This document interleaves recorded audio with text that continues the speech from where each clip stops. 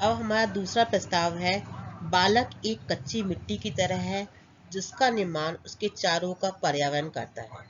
प्राकृतिक, सामाजिक, आर्थिक, राजनीतिक, धार्मिक, पारिवारिक व स्कूली वातावरण के संदर्भ में उदाहरण देकर एक संक्षिप्त प्रस्ताव लिखिए।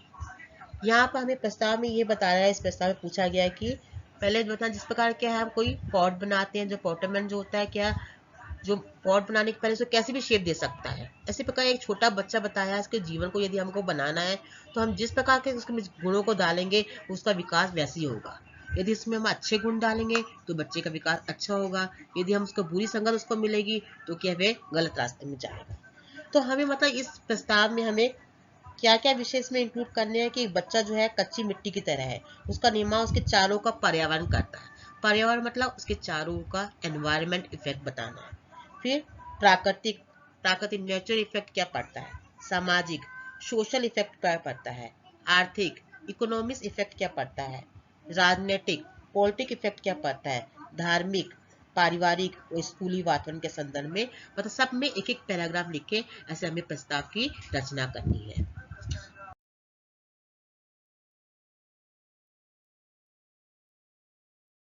अब हमारा दूसरा प्रस्ताव है, बालक एक कच्ची मिट्टी की तरह है जिसका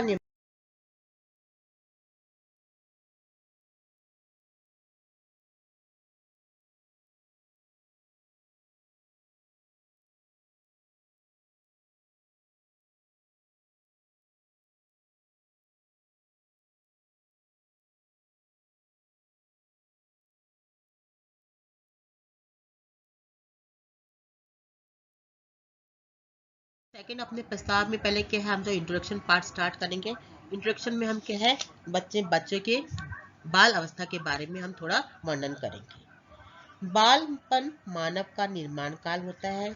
ये अवस्था उस कोमल पौधे के समान होती है जिसके विकास का समय होता है और इसको अपनी इच्छा अनुसार चाहे जिधर भी मोड़ा जा सकता है। एक बालक एक सफल मनुष्य तभी बन सकता है जब उसकी नींव सुदृढ़ होगी, और वे तभी होगी जब उस बालक की परवरिश एक स्वस्थ वातावरण में होगी। चारों ओर का वातावरण बालक के दिमाग पर बहुत गहरा असर करता है। वे वही सीखता है जो कि वे आसपास देखता है, और ऐसे ही उसके जीवन की नींव पड़नी प्रारंभ होती है। प्राचीन काल में बालक अपने ब्रह्मचर्य काल में अपने गुरु के खुले जंगलों में गुरुकुल में पढ़ते थे, जहाँ आसपास हर जगह हरियाली ही हरियाली होती थी। वे बालक प्रकृति के बहुत समीप होते थे और प्रकृति उनमें नवीन भावनाओं को जन्म देती थी। वे ताजी हवा में सांस लेते थे, ताजे फल सब्जियां खाते थे, इससे सदा हष्ट पुष्ट रहते थे। परंतु आजकल के बालक जो कि शहरों में रहते हैं, प्रकृति के स्वच्छ वातावरण का आनंद नहीं ले पाते। इसी वजह से वे इतने तंदुरुस्त नहीं है, ना ही सोच विचार में, ना ही शरीर में। अभी ये पैराग्राफ में क्या है, विद्यार्थी के मतलब पर्यावरण का इफेक्ट बताया गया, जो हमको एक कारण पूछा है कि बच्चे के निर्माण में पर्यावरण का क्या प्रभाव पड़ता है। ये पैराग्राफ पर्यावरण के अकॉर्डिंग जाता है।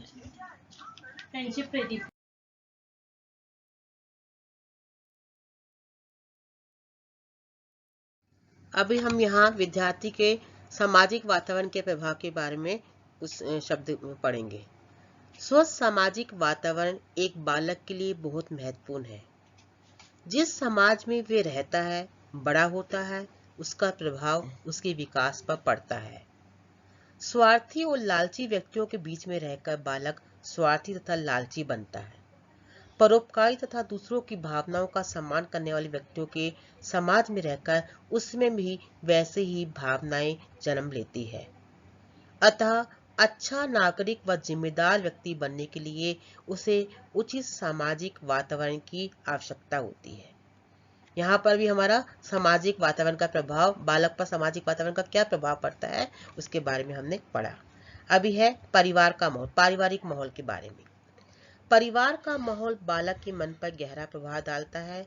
अगर परिवार का माहौल स्वस्थ व स्वच्छ है, अर्थात परिवार में लड़ाई झगड़े नहीं होते, माँ बाप बच्चे का ध्यान रखते हैं, परिवार के सभी सदस्यों में एक दूसरे की सहायता करने की भावना है, उनका आपस में प्रेम है, तो बालक पर भी अच्छा असर पड़ेगा।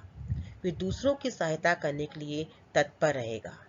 वे हर जगह हंसी खुशी और शांति बनाए रखना चाहेगा और दूसरों की भावनाओं का आदर करेगा। परंतु अगर बालक की पारिवारिक स्थिति ही ठीक नहीं होगी तो वे क्या करेगा?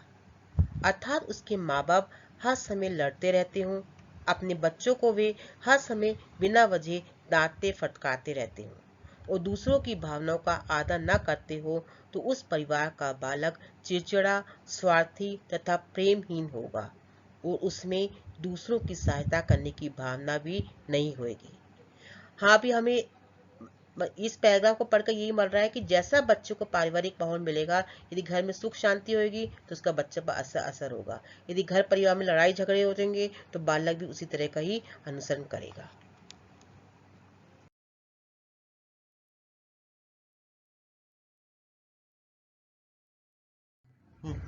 अभी हम आर्थिक स्थिति मतलब क्या, इकोनॉमिक्स प्रॉब्लम के बारे में पढ़ेंगे। परिवार में इकोनॉमिक्स प्रॉब्लम हो तो बच्चों पर क्या प्रभाव पड़ता है। परिवार की आर्थिक स्थिति भी बालक के मन पर बहुत गहरा प्रभाव डालती है। जिस घर की आर्थिक स्थिति मजबूत होती है, वहाँ बालक को हर सुख सुविधा प्राप्त होती है। आर्थिक स्थिति मतलब यदि धनी घर अमीर घर का बच्चा है तो बालक को क्या सब सुख सुविधा प्राप्त होगी। इस स्थिति में यही संभव है कि बालक मेहनत करने का मूल्य न समझ पाएगा। तो जहाँ पैसा होगा, धनी वर्ग के व्यक्ति का जो बच्चा होगा वो क्या है, उसको मेहनत करने का मूल्य नहीं मालूम होगा कि मेहनत कैसे की जाती है। उसको सब कुछ क्या है, अपने आप ही मिल जाता है, इसलिए वो मेहनत का मूल्य नहीं समझ पाता।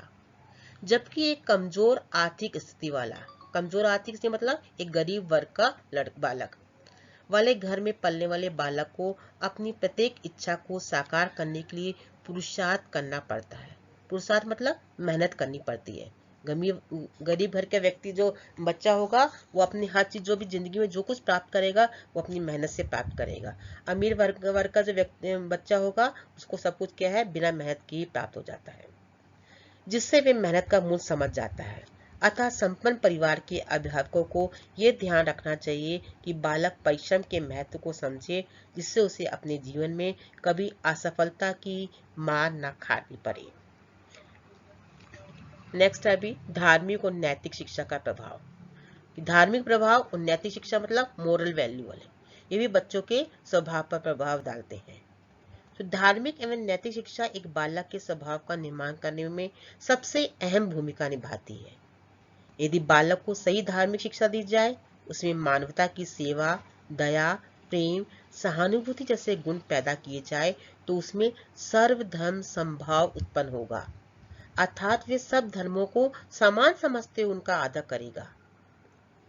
परिवार के पश्चात अब स्कूल के वातावरण का बालक के मन पर सीधा प्रभाव पड़ता है। अब स्कूल के वातावरण जो हमारे प्रस्ताव में दिया है उस पर हम अपने विचार करेंगे। अगर स्कूल का वातावरण स्वच्छ है तो बालक का स्वभाव भी अच्छा होगा। यदि बालक के मित्रों में दूसरों की सहायता करने की भावना है तो वे भी उन जैसा बन जाएगा। अगर उसके अध्यापक अच्छे हैं तो वे उनका आदर करना सीखेगा और इस प्रकार उसके भीतर अच्छे संस्कार जन्म लेंगे। परंतु अगर बालक की मित्रता बिगड़े हुए बच्चों के साथ है तो वे भी बिगड़ जाएगा। वे कभी पढ़ाई पर ध्यान नहीं दे पाएगा, वे अपने अध्यापकों का कभी सम्मान नहीं कर पाएगा, वे जीवन मूल्यों का महत्व नहीं समझ सकेगा। फिर एक सक्षम मनुष्य कैसे बनेगा।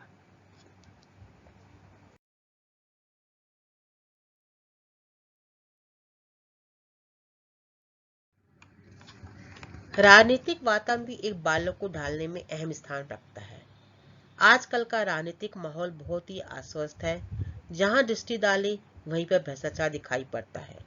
समाचार पत्र और टीवी के अधिकांश समाचार हिंसा, लूटपाट और भ्रष्टाचार से संबंधित होते हैं, जिन्हें बालक अपनी आंखों से देखता है, कानों से सुनता है और अल्प बुद्धि से सोचता है। अल्प बुद्धि मतलब एक छोटे बच्चे का जो दिमाग इतना विकसित नहीं हो पाता, जो देखता है, जो सुनता है, उसी का अनुसरण करता है। ये सभी बातें भी उसकी विचारधारा पर प्रभाव डालती है। प्रत्येक बालक इस विश्व का भविष्य है, उसे भी एक दिन अपनी जिम्मेदारियां संभालनी है। इसलिए प्रत्येक बालक के माँ बाप अध्यापकों तथा शुभ चिंतकों का ये कर्तव्य है कि वे इस बात का ध्यान रखें कि घर तथा स्कूल का वातावरण स्वच्छ हो, ताकि उनके जीवन की नींव सुदृढ़ हो और आगे जाकर वे अपने जीवन में नई ऊंचाइयां छू सके और अपने देश को उच्चतम शिखर पर ले जाने वाले पूर्ण व्यक्तित्व के स्वामी सिद्ध हो सके। अभी हमारा ये प्रस्ताव में हमने देखा कि किस प्रकार एक छोटे बच्चे में क्या है, उसके जीवन के विभिन्न प्रभाव पड़ते हैं, सामाजिक, राजनीतिक, धार्मिक, स्कूली वातावरण, पारिवारिक वातावरण। तो हमें ये प्रस्ताव में क्या है, तुम अपने ये बुक के वर्डिंग वाले शब्द भी लिख सकते हो और अपने मन से भी लिख सकते हो, परंतु ये प्रस्ताव भी तुम्हें अपने नोटबुक, ग्रामर नोटबुक में लिखना है। धन्यवाद।